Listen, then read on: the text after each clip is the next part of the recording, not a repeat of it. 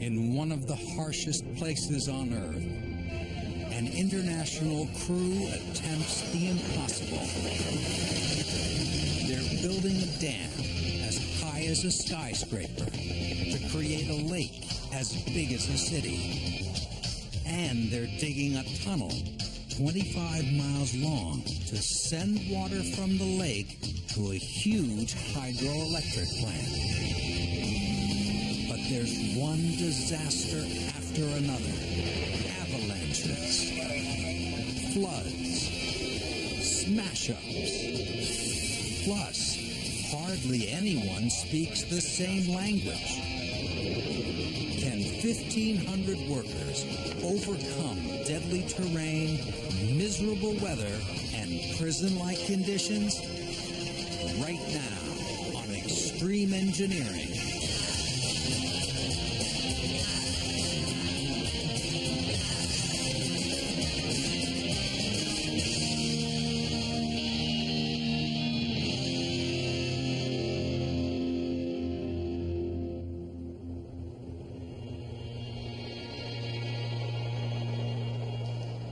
It's mid-April in northern Iceland, just below the Arctic Circle.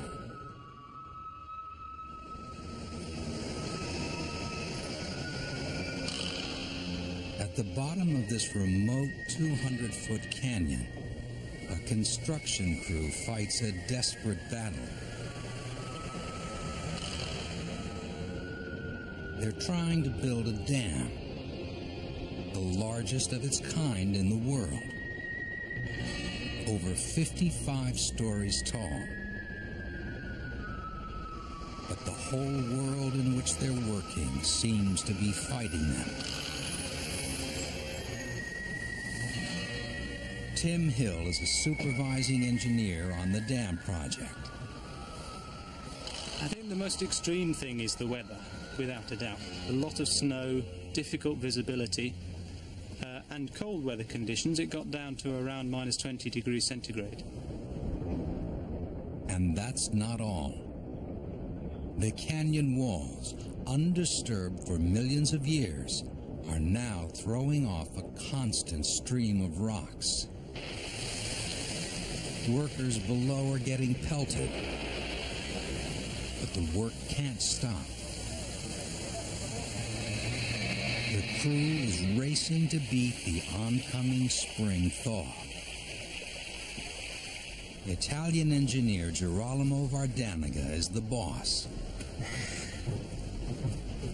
We feel uncomfortable when we are forced to stop the job for any reason. But today, the crew will be forced to stop. A machine operator gets out of his cab to check his work. Seconds later, a 200-pound boulder falls silently from above. It catches him on the back of his neck. He is killed instantly.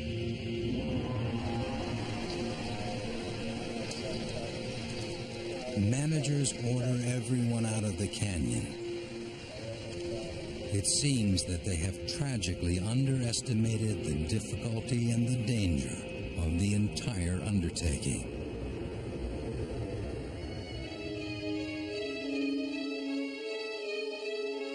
It all began in 2003, when the Alcoa Aluminum Company struck a deal with the government of Iceland.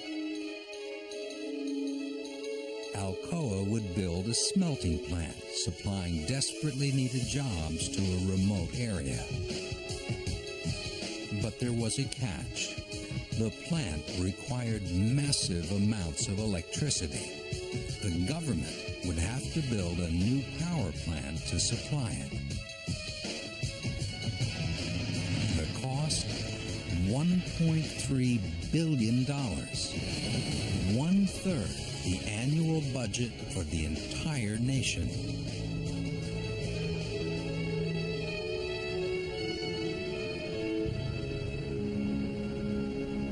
The project is so immense, It's really two projects.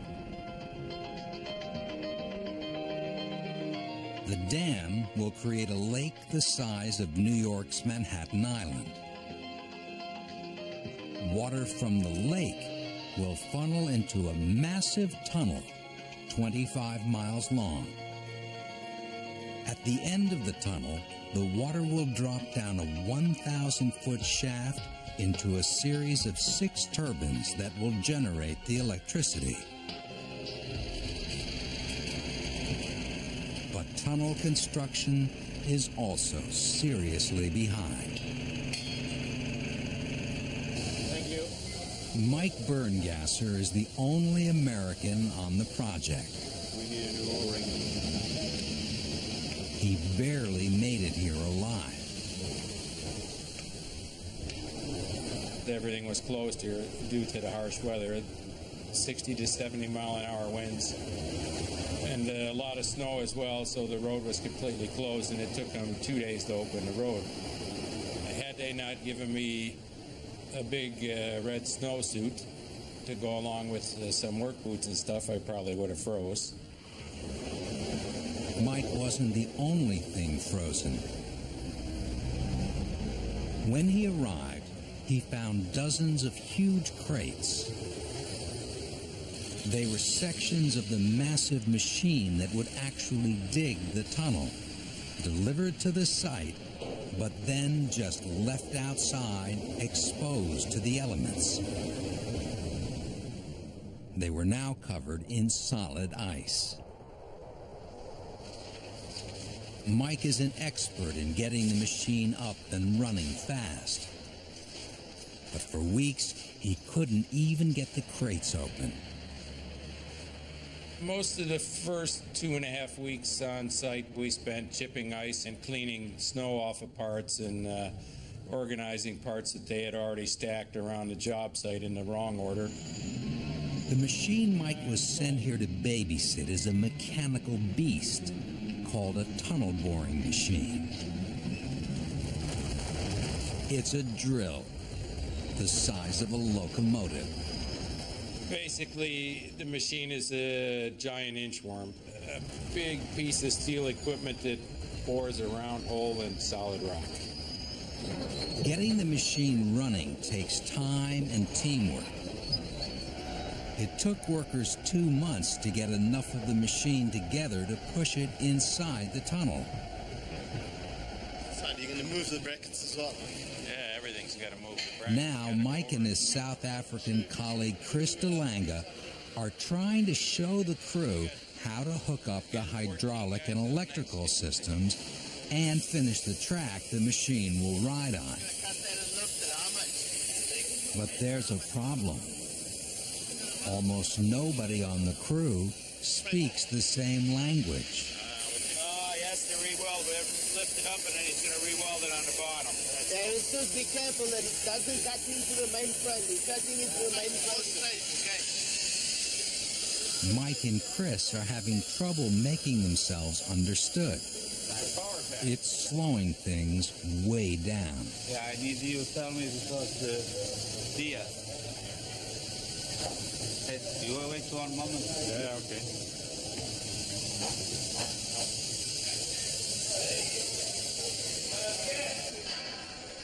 While work in the tunnel inches forward, back at the dam, things are still at a standstill. 1 week ago, when a worker was killed by a falling rock, managers pulled the crew out and called a halt to construction. But now they need to get going again. In a few weeks, the spring thaw will hit and the river will rise fast, threatening the work they've done so far. Here's what they've accomplished so far. The first phase of any dam building project is creating a dry work site in the middle of a raging river. To do that, they first blasted a curving tunnel called a diversion tunnel through the canyon walls. The diversion tunnel will give the river a new path around the work site. Next, they built a small temporary dam called a cofferdam that forces the river into the tunnel.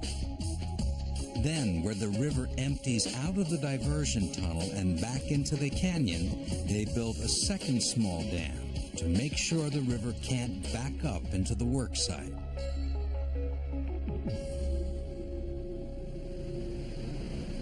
But because of the fatality, the work is way behind.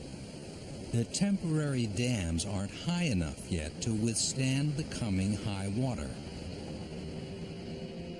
If the work site gets flooded, the project will be forced to shut down until next winter, a financial disaster. So project leaders come up with a plan to reduce the danger from falling rocks to let work restart in the canyon. High up on the walls, they erect makeshift fences to catch rocks rolling down.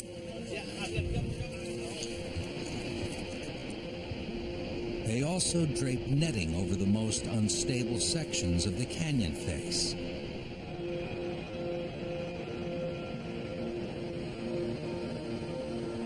It seems like an exercise in futility.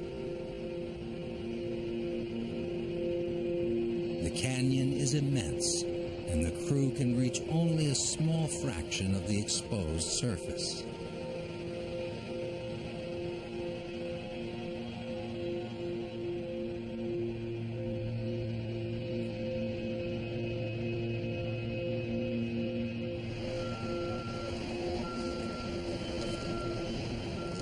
Why build a dam in such a dangerous, unforgiving place? Because the location has one of the largest sources of water on Earth. Just upstream from the dam site is this, the largest glacier in all of Europe. It's 3,200 square miles in area.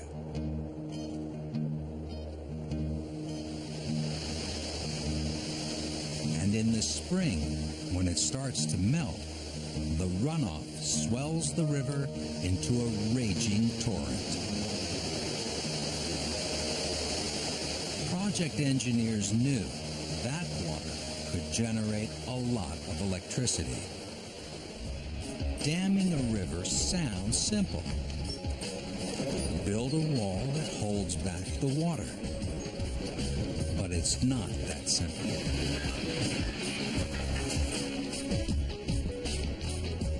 Water is very heavy, and a lot of water exerts incredible pressure. To make this dam secure will require 11 million tons of rock.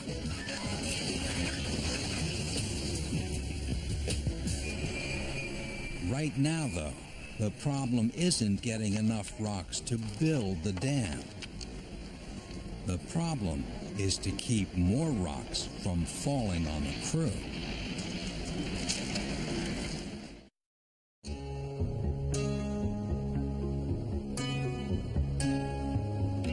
Weeks ago, on Iceland's massive hydropower project, work was abruptly halted when a crew member was killed by a falling rock.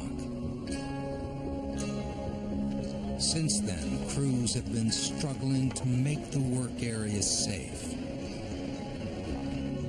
Finally, the word comes.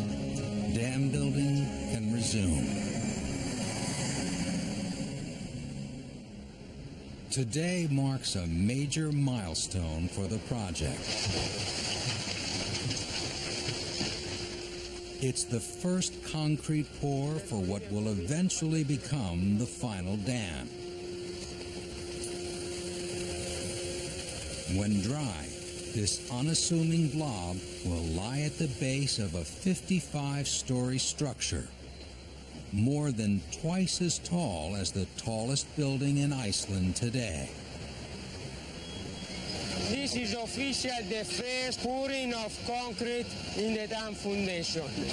I hope at least next Saturday someone will open a bottle of wine. But there's no time to celebrate now.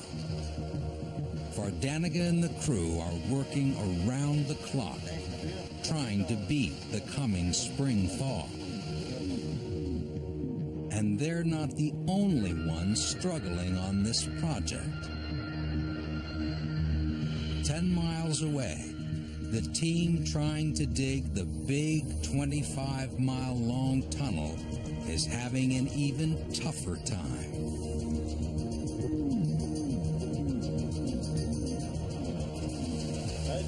Mike Berngasser and Chris DeLanga are trying to get the massive tunnel boring machine up and running. They've got to drill 25 miles of tunnel through solid rock. But the assembly process is taking far longer than it should. Did you get some cables for this belt or no? No. You're not putting it on cables? No.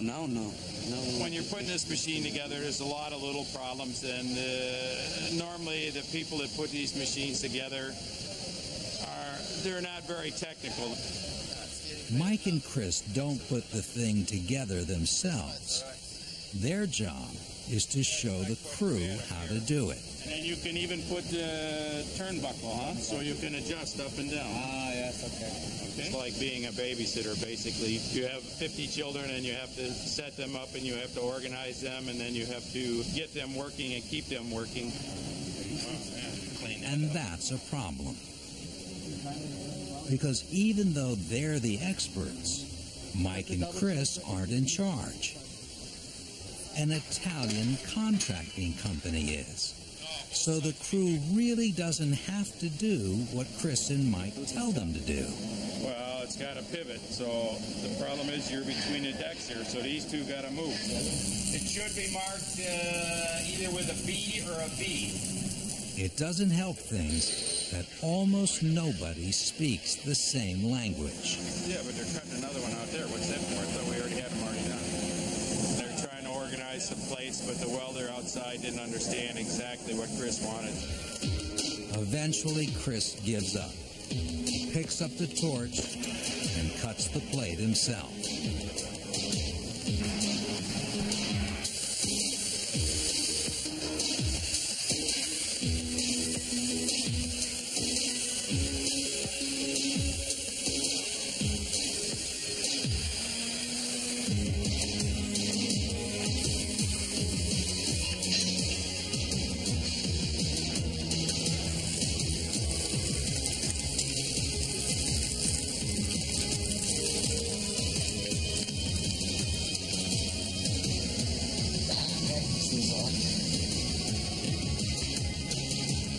One small piece at a time, this machine is coming together.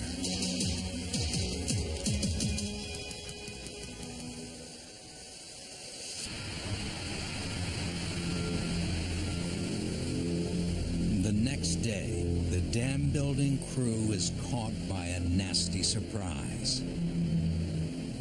Temperatures have risen earlier and faster than expected. It appears that the spring thaw has come early to the canyon. The entire work site has turned to mud, making movement difficult and treacherous. To make matters worse, rain is melting the snowpack. Water is pouring into the canyon from above, loosening the rock face again.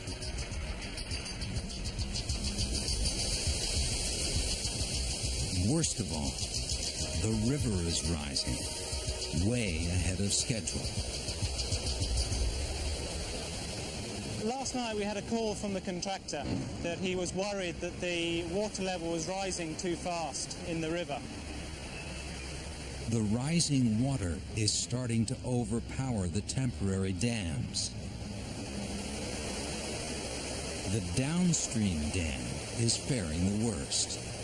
Large chunks of it have already washed away. Last night we had about another 2 meters of water coming out of the outlet, and that caused quite severe erosion of this edge of the cofferdam. Vardaniga knows that if the river keeps rising, it will overwhelm the diversion tunnel and flood the work site. Engineers had planned for this. Crews have already begun work on a second diversion tunnel above the first one to handle the increased flow.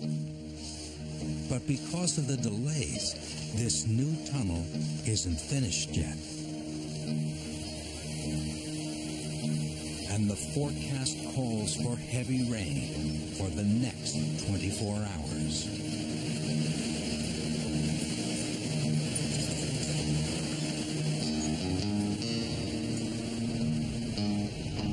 The crew must now rush to protect the dam's eroding edge. Earth movers grab the largest nearby boulders and drop them into the raging river in front of the dam.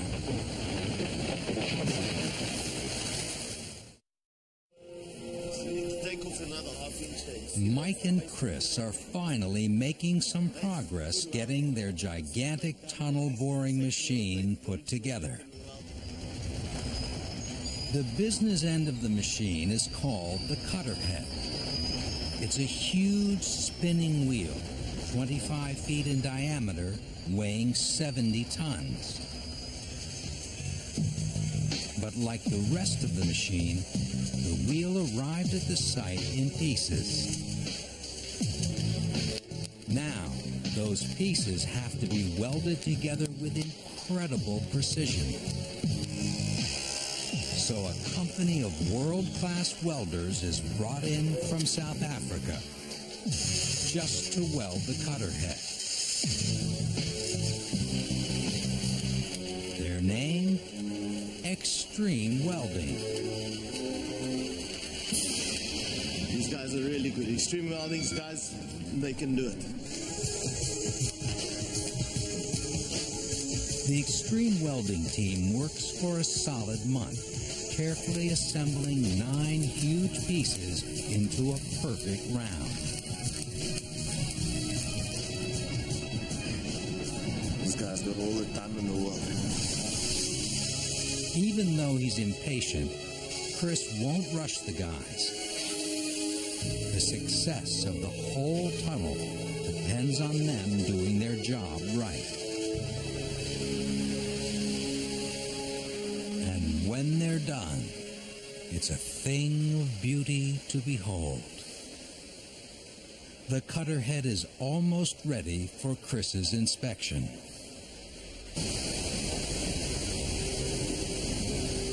Back at the dam, the crew is still battling furiously to save their work site from the rising river. The water level in the river has risen again tonight, and it's higher now than it was last night.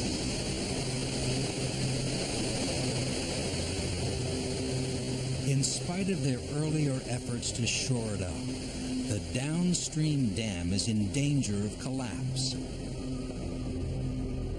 Water is now seeping through it into the area where workers poured concrete earlier in the week. Now pumps are all that's keeping the site from being inundated. But the pressure of the raging river behind the dam threatens to push the whole thing into the work area. So Vardaniga takes a calculated risk. He decides to turn off the pumps to let the work site flood. He's hoping that equalizing the pressure between the river and the work site will save the dam from collapse.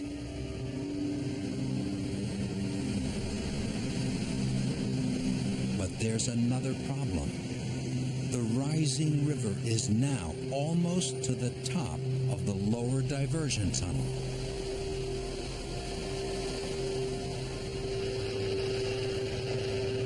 If it goes much higher, it will flood the unfinished upper tunnel, damaging it severely. So Vardaniga makes another bold move. He orders workers to partially plug up the entrance to the upper tunnel.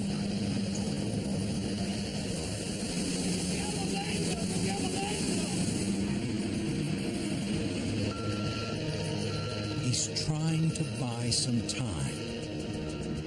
If it works, the plug will block the first few feet of the tunnel from the rising river. That might be just enough to save it. But he's taking a big risk. By blocking the tunnel, the plug would let the river get dangerously close to the top of the upstream dam.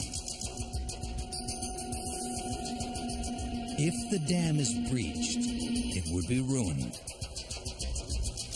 The project could be shut down for a year.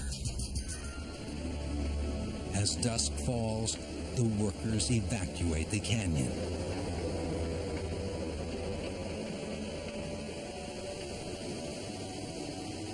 Tonight, the team can only wait and hope that the angry river doesn't undo in a single night their months of hard work.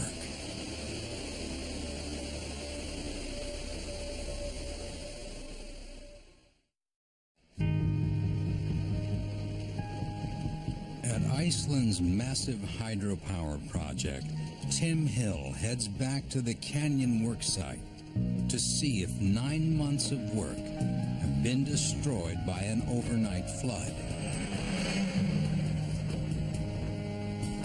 He's hopeful because temperatures dropped during the night. The first indications are good. And the water level now is about a metre below where it was last night. The river crested during the night. It's now safely below the top of the tunnel.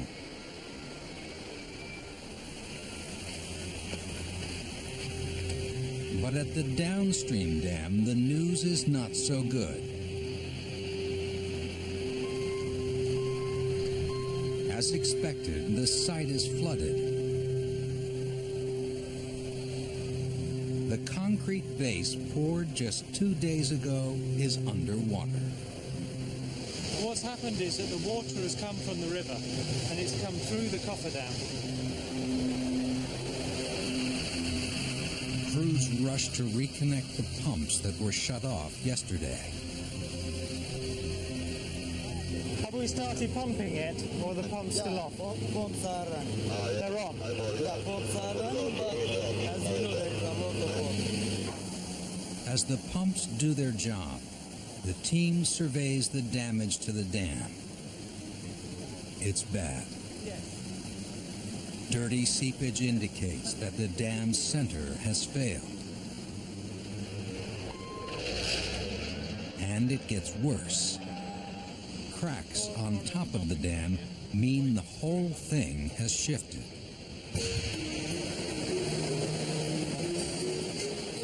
They've got their work cut out for them. More repairs. Come.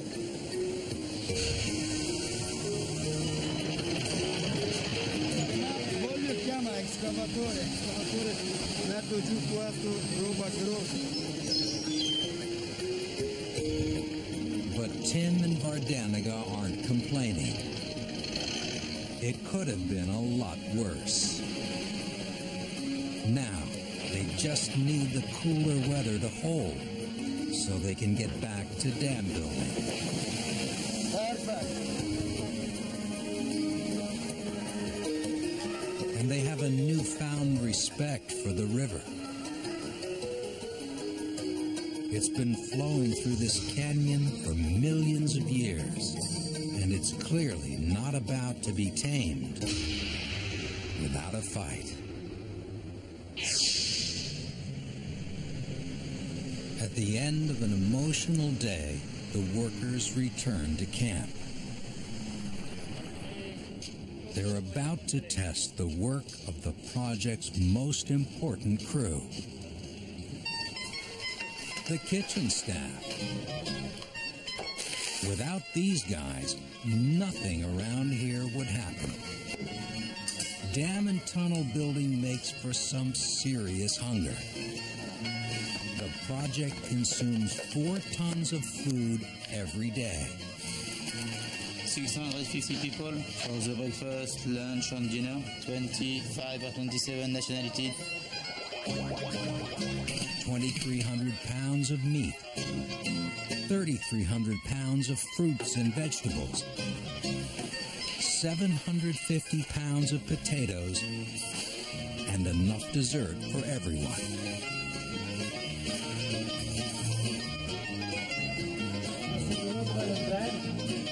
But with guys here from over 30 countries, how do you satisfy so many different appetites? Trying to make them all feel at home sometimes.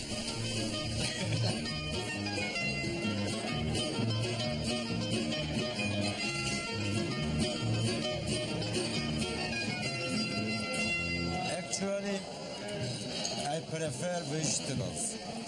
I don't like to eat meat. Separated from family by thousands of miles, the men mainly just retreat to their dormitory-style rooms. We don't drink. We don't have women. What can we do? Smoke and wait. This guy has invented his own rather unique form of entertainment. He enjoys setting his pants on fire. A little lighter fluid, a match, for a moment, everything's a bit brighter. Who says Iceland's a boring place?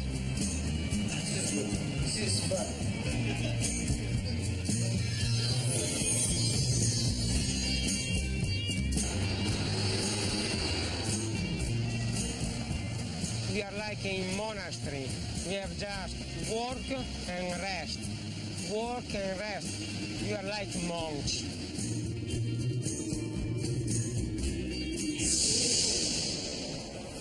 The next morning, back in the big tunnel, the South African welding crew has assembled 9 pieces to form the huge circular front end of the tunnel boring machine. It's now one humongous drill bit. Chris and Mike are one step closer to getting the thing actually cutting rock. But not so fast. Before the machine can start turning, Chris must carefully inspect the welder's work. The tiniest flaws in the welds could cause the whole thing to rattle apart. And this is imperative, because if this head has any cracks, automatically they'll start spreading around. The moment they start spreading, the head will start flexing, and that creates major problems. I actually use 3 different products. The first product I use is a solvent to remove any welds. Next, Chris applies a red dye that seeps into the tiniest of cracks in the welds. Then, a white powder. So if there are any cracks, what happens, the dye actually comes out of the crack and settles on the white powder on the outside, which then shows you where the problem is. Hopefully we don't have any of those. There are nearly 100 feet of welds on the cutter head. Chris checks every inch himself. It's not that I don't trust other people to do it. I prefer doing it myself, because then I know it's being done the right way. This stage I need to take the responsibility, because it's my baby. I look after this machine.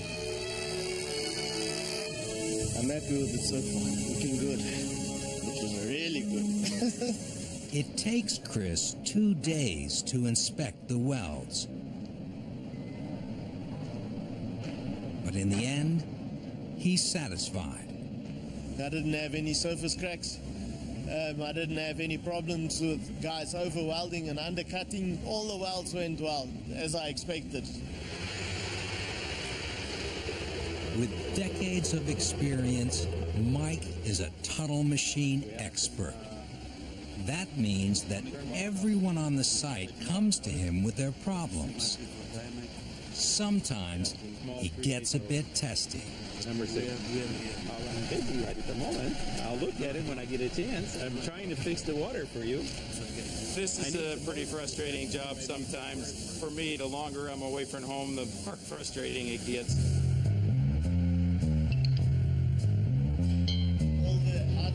The cutter head is finally in one piece. But Mike and Chris noticed another problem. The crew was supposed to weld numbers onto these metal cutting blades before mounting them into the big wheel, but they didn't do it. Without the numbers, Mike and Chris won't be able to track how much each cutter is used. It's a big problem. Yeah, it's a problem, so I think it's better if they just take the cutters out and redo them. Chris tells the crew to take the cutters out and number them properly. But the next day, it still hasn't been done. They seem to be ignoring his requests. Yeah, as you can see, the cutters are still not in the cutter head here. They were told to put them in, weld numbers and put them in, but they are refusing to do it. So we're hopefully going to put the numbers on today and have them back in tonight again. But unless these guys can get it together soon, this tunnel is going nowhere.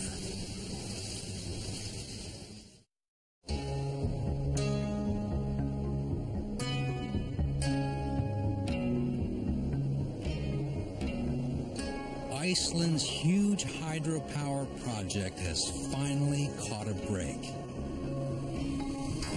Winter has returned with a vengeance.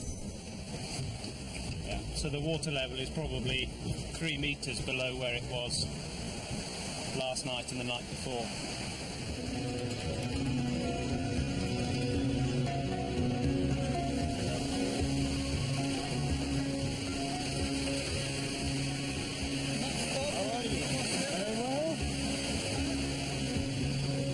The water level is way down, but the crew is taking no chances. They're adding just a bit more bulk to that downstream dam just in case. The machines now go out to the very edge of the dam to drop their loads into the river. One slip, and this machine goes right in.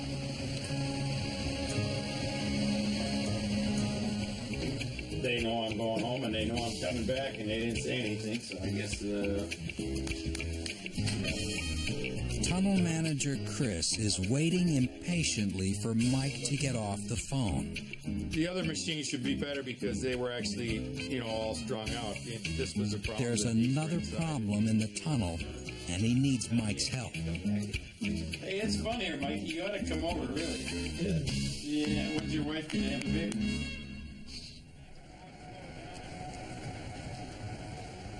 Once again, it's the long walk back inside. Here's the latest problem. The cutters have finally been installed on the cutter head, but they were put in from the wrong side. The crew installed the cutters from the front and mistakenly sealed them in from the back. But periodically, the cutters need to be removed from the back of the machine. Well, because they didn't slide the cutters from the back side, they put them in from the front side. Yeah, that's why the damn things don't fit, because we aired this thing out, re-welded it back to the original width, and now nothing fits in.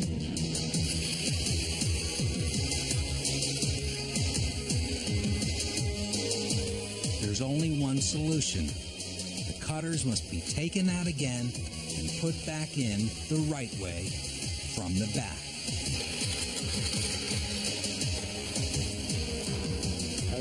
that they should have picked up a long time ago already, because the guys have been fiddling with other stuff and not getting down to this.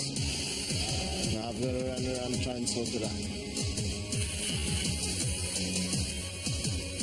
It'll take Chris a full day of welding to fix the problem.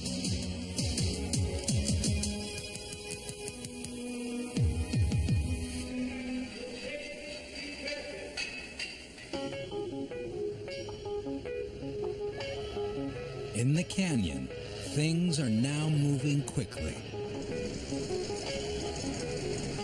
The crew is starting to install the reinforcing steel that will give strength to the dam as it goes up.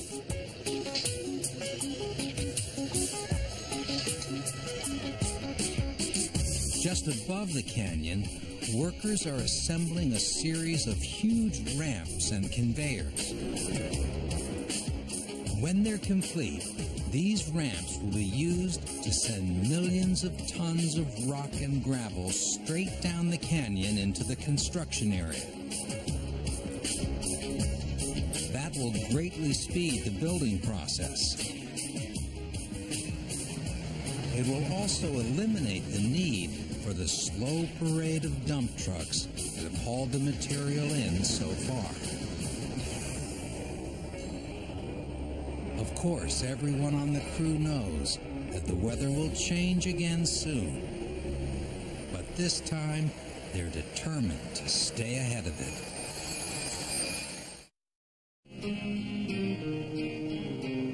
It's 3 weeks later at the Iceland hydropower project. Today marks another landmark for the project. Up until now, all vehicles have used this temporary bridge to get in and out of the canyon worksite. But today, the bridge must come out. In a few days, the river might be so high, the bridge would be underwater. So they've got 2 cranes down there, and they're actually lifting the bridge off its supports. After the bridge is gone, the only way to bring additional rock and gravel to the site will be the new conveyor system. So after today, most trucks will leave the canyon for good.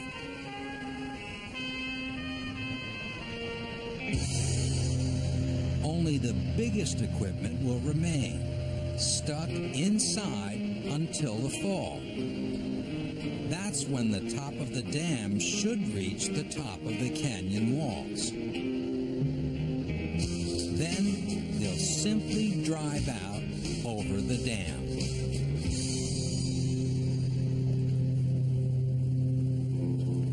But when Tim arrives at the bridge, he's caught by surprise. The bridge should be gone by now, but it hasn't moved. Good morning. What is this that's going? The problem? The cranes sent to lift it are too small.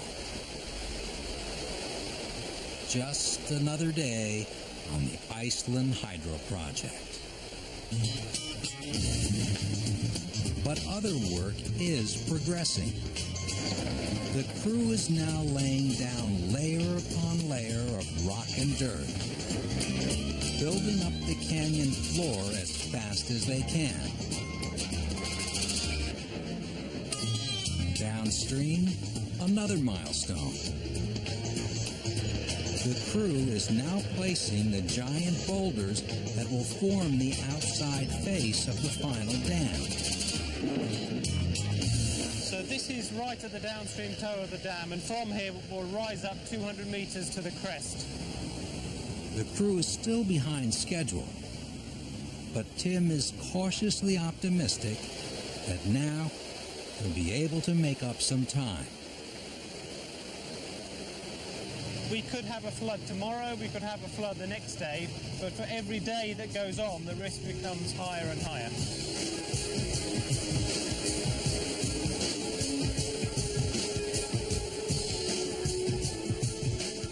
If all goes well, the dam will be up to the canyon walls by the end of summer. And in 3 short years, The reservoir will be full and the turbines turning. That is, if the tunnel boring machine can start drilling. Back at the big tunnel, it's a momentous day. It's finally time to power up the machine and see if the months of welding, wiring, and tinkering are going to pay off. Mike gives some last-minute instructions. Yeah, he can watch. If it starts to build up, he can tell you. And Chris makes some final adjustments. They have to put oil on, otherwise we're going to have a major problem, buddy. Inside the control room, the operator throws the switch. You can hear the rumbling in the background, which means the cutter head is turning and the rock is going out in the conveyor system. No one is allowed close to the cutter head while it's drilling. But there's no question the steady stream of debris coming off the conveyor belt means that at last, tunnel drilling is officially underway.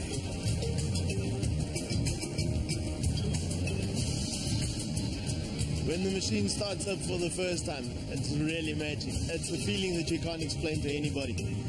It's a feeling of achievement. And for Mike, it's a glorious moment. It means that his work on the project will soon be over. When it started, that's a good thing for me, because usually that means I'm going home short. The machine is running perfectly. Until... Power shut down. Dropped out the power. Lee, what's going on, buddy? You turned the power off? So obviously there seems to be a problem with the incoming power today, and this is the third time in a short span that we've lost power. What's the problem, Cuckoo? Substation? After some running around, the problem is located. It's a delinquent hose spraying water onto the power lines. It's shut off. The wires dried off, and the machine is up and running once again. 125 feet of tunnel a day. That's the pace the machine will have to keep up for the next 3 years. With the machine finally running, Mike can leave Iceland and head off to his next tunneling project. Despite all the hassles, he leaves satisfied. At the end of the day, when the machine's up and operational and it's going down the tunnel, then you know that you accomplished something. The harder jobs, you have a better sense of accomplishment because you had to work a lot harder to achieve the goal. Chris DeLanga now packs up his gear and moves 30 miles down the road where he'll start work on a second machine. And when he's done with that, he'll move to a third. He'll stay on till the bitter end, making sure that all keep working. I've got to be here for 4 years. But yes, that's the way it goes. Want money, must work.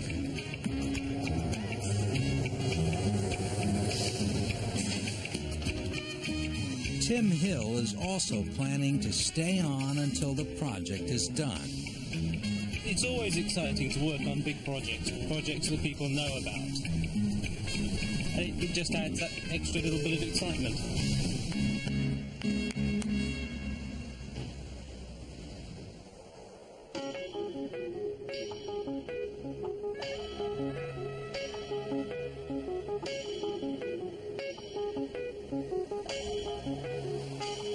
For the next 3 years, crews will continue to fight the elements, battle the terrain, and face down problems they can't even imagine today. when this project is complete, this part of Iceland will be just a little less wild, forced into the service of mankind.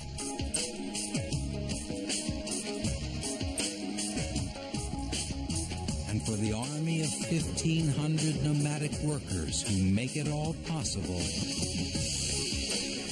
it will be on to the next challenge.